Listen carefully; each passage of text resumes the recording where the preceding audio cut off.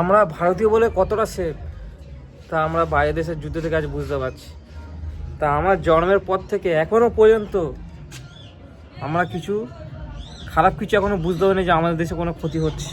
বর্তমান সময়ে তো আরও বেশি ভালো, কোনো কিছু হলে যে পাল্টা মারটা দেয় সেটা আমাদেরকে খুব আনন্দ উপভোগ করি যে আমাদের দেশ খুব শক্তিশালী। দেশের সেনা যখন মারা যায় তখন এদের কান্নাকাটি বা চোখে জল থাকে না, কিন্তু আজকের খামেনি মারা গেছে বলে এরা আমাদের দেশে থেকে কান্নাকাটি করছে।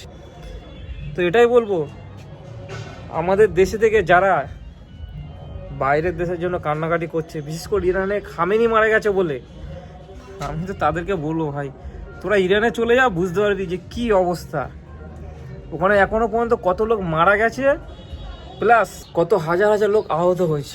তো এটাই বলবো, আমাদের দেশে আছিস ভালোভাবে থাক, আমার দেশকে ভালোবাস।